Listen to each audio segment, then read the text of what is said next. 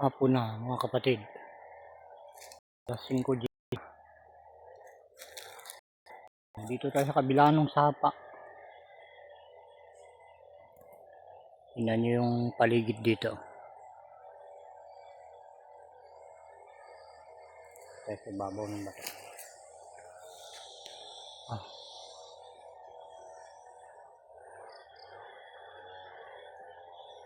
Masukal na mga kapatid. Malinis ito noon. Nililinisan namin nung dito pa yung anak ko na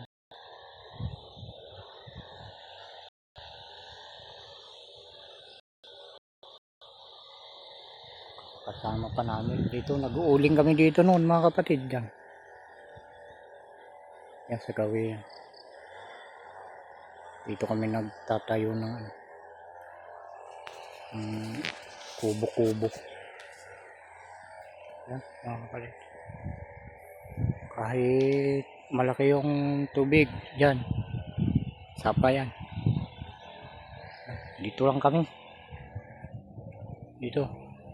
Dalawa yung kubo namin dyan. Isa dyan, tapos isa dito. Binabantayan namin. Uling kami dyan.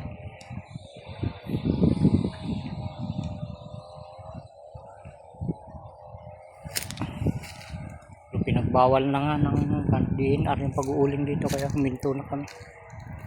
Wala nang ibang trabaho dito. May naririnig kayong chinso yan. Nagpapanda rin mga yan, pero takot na takot, baka may DNR.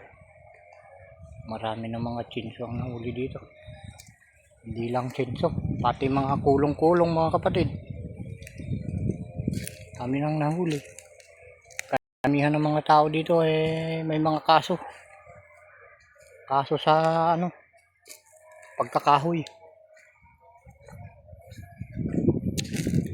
Mahirap din mga kapatid. Sinasabi nila pag publika mahirap. Mahirapan ka talaga mamuhay. Wala kang puhunan.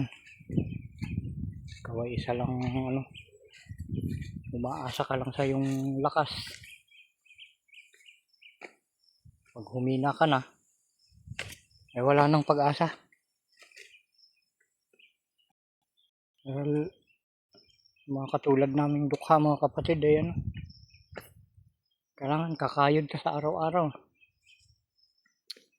para may bibili ng pangailangan sa araw-araw kung may matatagpo ang trabaho na kakapag bigay sa'yo ng pera. Dahil maraming trabaho mga kapatid, pero ang bihira ang trabahong may sweldo para mga kapatid. Isang mata lang magtanim para may anihin. Yung aanihin dun kukunin yung pagkain. Paano ka magtatanim ngayon? Pa ikaw walang lupa. Diba? Paano ka naman magkakalupa? Binabawal ng DNR magkaingin. Paano na ngayon?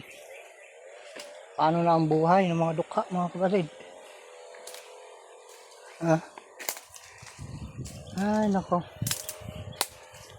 Talagang hirap. Kahirap sumunod sa patakaran ng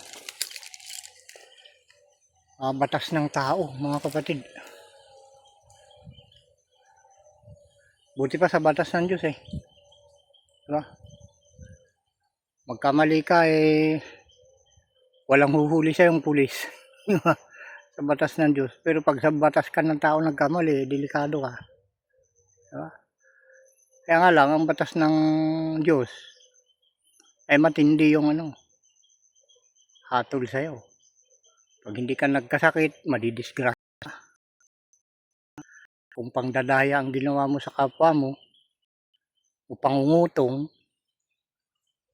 o panglalamang, ay madisgrasya ka. At yung mga kinita mo sa pangungutang, panglalamang, pag nanakaw, kulang pang pangpa-ospital mo. O kaya yung mga apo mo o anak mo, ang dadalihin ng ama. Yung mga halaga sa buhay mo. Yun ang tatamaan ng palo pag ang ating Panginoong Diyos ang kinontra natin at sa Kanya tayo sa. Kaya tayong masulingan eh. Kailangan alamin natin yung batas ng ating Diyos sa langit. At ganoon din ang batas ng tao dito sa lupa. Ay lingon-lingon ako mga kapatid dahil tingnan nyo yung naroroonan ko. Baka dito sa likod karanasan ako mga kapatid yung akala ko may dahon. Lumalapit, gumaganong-ganon sa likod ko, kala ko dahon, pinapalis kong ganon dahil pagod nga ako, nakahubad ako. Pagka papalisin kong ganon, maya anda na naman. Ano ba ito ka? Lingunin kong ganon yung pala, ahas, dinidilaan yung likod ko. Siguro na ako naalatan doon sa pawis ko. Dinidilaan. Lukso ko eh. Linuksuhan ko pa naman talampas na buti malalim. May tubig. Napagod ko eh. Takot yung humalili. Mga karanasan natin mga kapatid ng mga dukha hindi basta-basta. Lalo pag sa mga ganitong lugar ka na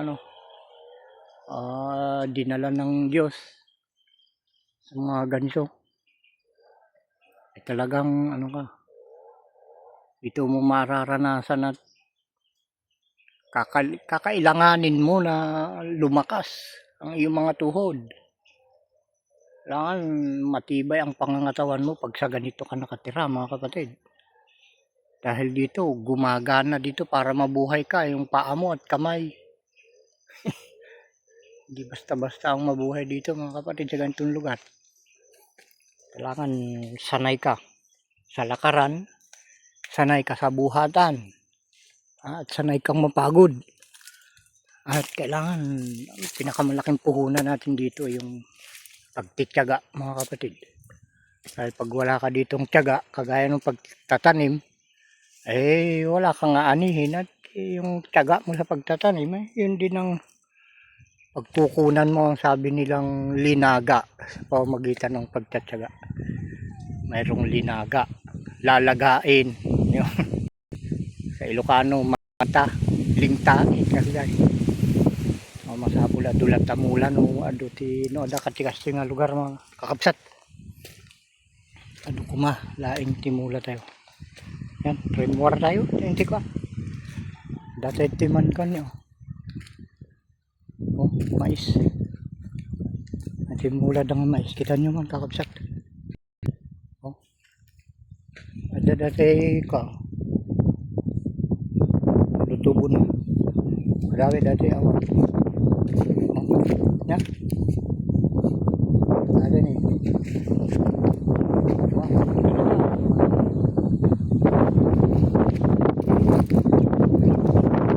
Rasa.